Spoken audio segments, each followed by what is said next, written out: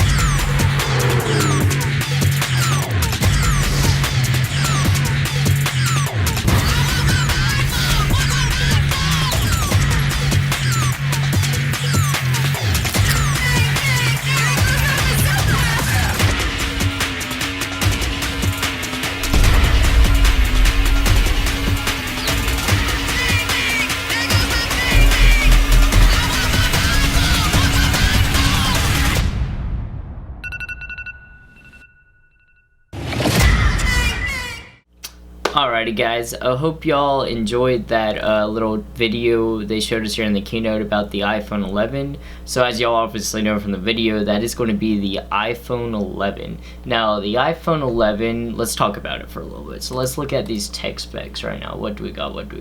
Alright, let's start with colors with the iPhone 11. So with the iPhone 11, it's going to come in black, green, yellow, purple, white, and the product red for the AIDS donation, whatever. And all around it looks like a nice color spectrum. I really actually like the red. I always like the reds, that's a personal preference. The green's kind of weird looking to me. The white looks really good. I'm gonna have to comp that one. That looks really good.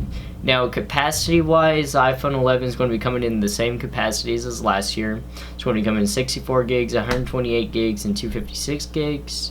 It's around the same size as the last iPhone XR, 6.1 inches. Still got the liquid retina display that we have all grown to love. Absolutely beautiful. And would you looky there, it looks like they added haptic touch to the phone. That's pretty good actually, because like the iPhone XR, a lot of y'all may not know or may already know, doesn't have the haptic touch, and the haptic touch is what allows you to like double tap on apps basically and gives you like more options, and that's pretty cool. It's water resistant, again, IP68, same as the last one. Probably one of the biggest upgrades in the iPhone 11 is going to be an A13 Bionic chip, which is Apple's next generation CPU. So on the iPhone 11 it gives you up to 1 hour extra battery life. It's going to be faster, more like graphically fun games that are going to be coming out on the iPhone. And then one of the most interesting things and one of my favorite things about the iPhone, if we go back here, we look at that brand new camera hump. So on the camera hump now we have a wide angle lens like our normal iPhone XR, but instead of having the zoom lens, instead they put the ultra wide lens on that puppy. That is absolutely beautiful. Ultra wide lens, what it does is it gives you more of the shot. It's basically in the name, and it should lead to better videos, better photos. Get to see more. You get more of your friends all in one shot on that iPhone 11. The iPhone 11 is going to be shipping with iOS 13, which is going to be amazing. It has dark mode. Very cool stuff. I'm really only talking about the hardware today. They got a cool video playing that was shot on an iPhone 11. That's pretty cool. Is there anything else I'm missing here? Let's take a look at this. Ultra wide camera, we already been on that. The dark mode, night mode I mean, is going to be really cool. This actually, I want to see this in person. It really struck me as an interesting addition to the iPhones. Basically, what it's looking like is it's taking more shots and it's going to grab more light from those different shots to make a brighter shot. And that's really about it from what I'm seeing on this phone. And that's really about it. The iPhone 11, it's more of just a performance upgrade and a camera upgrade over the last generation, and I feel like it's not worth the upgrade if you already have an XR right now, unless pictures are going to be really important to you, but that's up to your personal preference. Now, if you have like an iPhone 7 and like a 6S, I would definitely look into getting an iPhone 11 if you can't fit it. Now, the iPhone 11 is going to be coming in at the wonderful price of $700 after when it's released. Get it in all the colors, like I said, and it's looking like it's going to be $850 for the max storage config on the iPhone 11, which isn't that bad. All around, I think it should be a good phone if it's going to be like your new phone or whatever, but I really don't think it's worth the upgrade on this one. And that's really about it with the iPhone 11. Now, what I want to move on to is what my favorite announcement for this keynote, and that's going to be, drum roll please, the iPhone 11 Pro. This phone is absolutely beautiful. It's machined perfectly. The camera hub is redone on it. There's 3 cameras on it. Got the A13 chip in it. It's going to be the same sizes as the iPhone XS and the iPhone XS Max. Coming in at 5.8 inches and 6.5 inches for the big scale. They all come with A13, IP68, water resistance, and the piece of resistance is going to be that brand new ultra wide camera added onto it. Now, unlike the iPhone 11, the 11 Pro is going to come with all 3 of those cameras on it. So you got your telephoto lens and you got your ultra wide lens on it.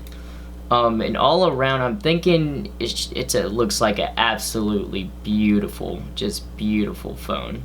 I like how they kind of removed the camera hub and kind of made it flatter feel to it. I don't really like the camera hub on the on our current iPhones right now. But other than that, it's really looking beautiful. We have some amazing pictures that Apple released that are coming out of the camera they're getting on this thing, and it's looking so much beautiful. And then storage on these are still going to be 64 gigs to 512 gigs, just like your other iPhone XS and up. Is there anything really else? 60 frames per second 4K footage, which basically means that you're really going to get butterly smooth images out of this phone. It's going to be absolutely beautiful. Face ID is a little bit faster now. All around, it's looking pretty good. And that honestly is mainly it about the 11 Pro. It's a lot of the software, a lot of the features wise is going to be added in iOS 13. Because it will have support for the ultra-wide lenses, support for the new A13 whatever in it, which basically means it's going to be lightning fast, as we expect out of our iPhones. But that's really about it. The major takeaway from the iPhone 11 Pro is going to be camera. If you're looking at like shooting video, I would definitely get an 11 Pro because you get the 4K 60 frames, the ultra-wide lens, the telephoto lens, and then the normal wide lens that comes on every iPhone. And that's pretty much about it for the 11 Pro. Honestly, if you have a Max like what I do, I really don't think it's worth an upgrade unless you're really looking for that ultra wide lens or you're shooting a lot of pictures or photos. Pricing is going to be the same on these phones. They're going to be starting at $1,000 for the iPhone 11 Pro, and then for the 11 Pro Max, it's going to be starting at 1,100. Now the colors are a little bit different. They added in a midnight green and a silver to it, and they look absolutely beautiful. Just amazing colors right here. Up to 512 gigs. That's going to run you about 1,500 for the max version of it, and that's really about it for the 11 Pro. Now, up next, we're gonna have our Apple Watch Series 5. Now, I'm gonna go ahead and roll a video for it, and I'll let y'all look at it, and then I'll show you all about it once it's over.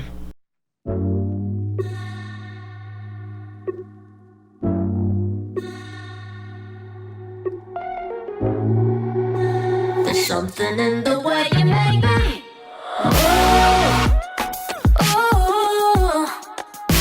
There's something in the way you make me. Baby, when you love me like you do. There's something in the way you make me.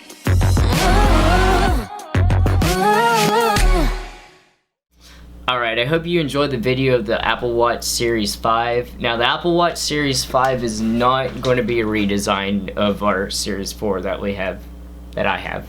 But it's going to be really just internal upgrades to it. So it's going to be a little bit faster, obviously. There's going to be a couple new watch faces on it that are going to be about the same, but just different. Got the EKG reader just like the last watch. They're really marketing fitness a lot when it comes down to a lot of this marketing that are coming on it. The watch now has a compass and can measure ground elevation. Apparently that's supposed to be good for app developers. I am an app developer, but I don't know. We'll see. I'll mess around with it on it. Apple Pay like normal. Ooh, Apple Watch and AR. So in the app, they're adding like an AR view right there. That's pretty cool, right? Yeah.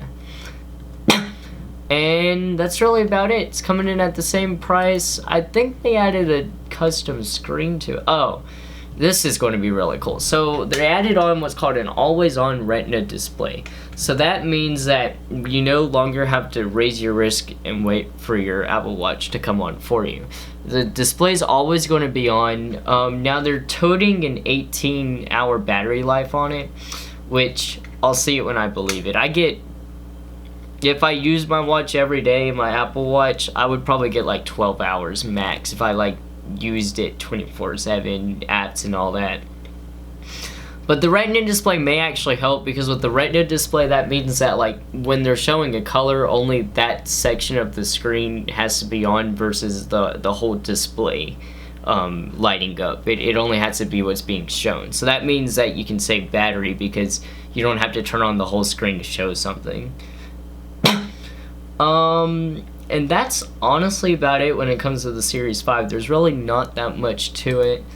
Let's see what these prices are coming in at, though. Okay, it's starting at $400, which is about right for a, it was the same as last year's Series 4 Apple Watch, which I got for around $400. And then it goes all the way up probably to, let's see how high this thing goes up to. I'm going to guess 1,000. Oh, 750.